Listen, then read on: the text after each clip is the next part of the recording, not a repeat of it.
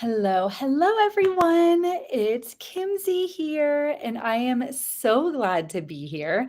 I took a hiatus.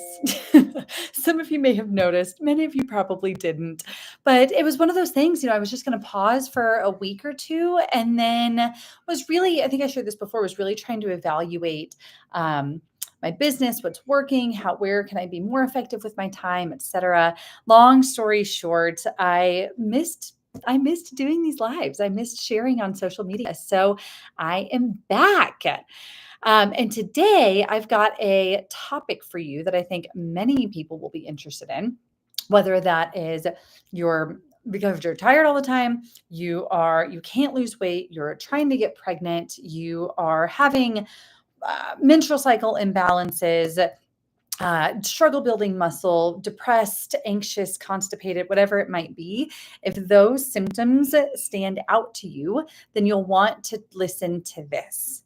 We're going to talk about the thyroid, and the thyroid, especially in the context of those symptoms, would be something really important to look at, but also just in the context of overall health. The thyroid does so much in our body. So I'll talk a little bit about that today. But the focus of today is going to be how to catch some of these sneaky signs, but most importantly, how to advocate for yourself to your doctor.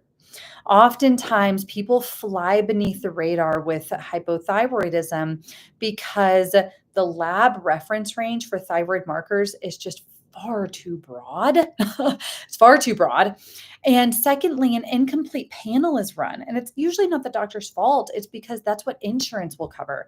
But it is grossly not enough to truly evaluate the thyroid. So my goal for today is that you leave feeling more clear on like, hey, maybe I should get my thyroid checked out, or let me go back and look at some of the labs I recently had drawn and see what thyroid markers they ran and what the results were.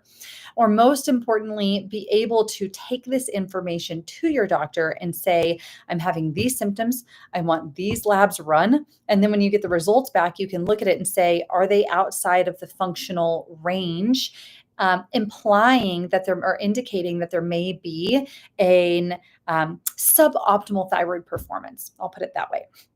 So, for those of you that don't know me, my name is Kimsey Berkwin. I'm an integrative nutritionist in my online nutrition and wellness practice called Progressive Health and Wellness, where I work with ambitious men and women who are struggling with their mental or physical health by taking a root-caused body-mind approach to optimize their overall health and wellness.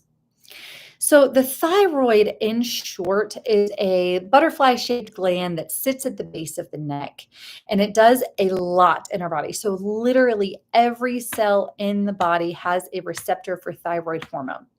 It influences our DNA synthesis. It influences our basal temperature. It influences our metabolic rate, our brain chemistry, so therefore our mood and our focus, mental clarity, cognition, our ability to build muscle, the contractility of that muscle, so many the growth rate of our nails and our hair, and the strength, the quality of our nails and our hair. So many things does the thyroid influence. So the thyroid, in short, produces I'm going to go through some of the key terms I'm going to use, because when we're talking about assessing the thyroid, actually, I just had a thought, but when we're talking about assessing the thyroid, we're talking about testing thyroid hormones or thyroid associated hormones. So I want you to have an idea of what those hormones do and what we're really assessing. Before I jump into that, though, let's go through some of the symptoms of hypothyroidism. So hypothyroidism means under-functioning thyroid. It can be overt, it can be subclinical. Either one can cause symptoms. But some of the more common symptoms are weight gain or inability to lose weight, like difficulty losing weight, fatigue, frequently feeling cold. So that could be cold all over, like you're the one that always has to bring a jacket, even if it's 70 degrees outside, or it could be cold limbs, like cold hands, cold feet, weak or brittle hair and nails, constipation, fogginess, so like mental fatigue, depression or anxiety, insomnia. So insomnia and or excessive sleep. So some people have trouble staying asleep, getting good quality sleep. Other people sleep excessively. They'll sleep for like 9, 10 hours, but still wake up feeling tired. Puffy face is common, especially in the mornings, having a puffy face. Low blood pressure and or low heart rate. Those are some key things to keep an eye out for. Now, some of the difficulty is, well, actually, I'm not going to go there. Let's talk about, I was going to take me off on a tangent. Let's talk about thyroid physiology, basic thyroid physiology. So, as I said, thyroid sits at the base of the throat. It produces two main hormones, T4 and T3. T4 is it has to be converted. It's an inactive form of the hormone. So basically, because different body tissue are going to need different amounts of T3, which is the active form of the hormone, what the thyroid does is 93% of what it produces is T4. It then tells the body, you convert it to T3 at whatever rate you need. So the digestive tract will need a certain amount, the liver will have a certain amount, the skeletal muscle will need a certain amount. So instead of the thyroid trying to compensate and account for all of that, it just gives the body the precursor, is the way of looking at it. So thyroid, 93% again of what it produces is T4. 7% T3, does produce some T3. The rest of the body can, especially those organs I just listed, the digestive tract, the spleen, skeletal muscle, liver, convert that T4 into T3 at whatever rate they need. And the T3 is the active form of the hormone. Remember that, because T3 is not frequently run by doctors, ironically, but it's not frequently run. So it's very important. Not only do we want to assess, is the thyroid producing T4? Is that T4 being adequately converted into T3? Because as we'll learn when I start talking about some of the other markers to request, that is not always happening. That is frequently not always happening. Another term you want to be familiar with is TSH, thyroid stimulating hormone.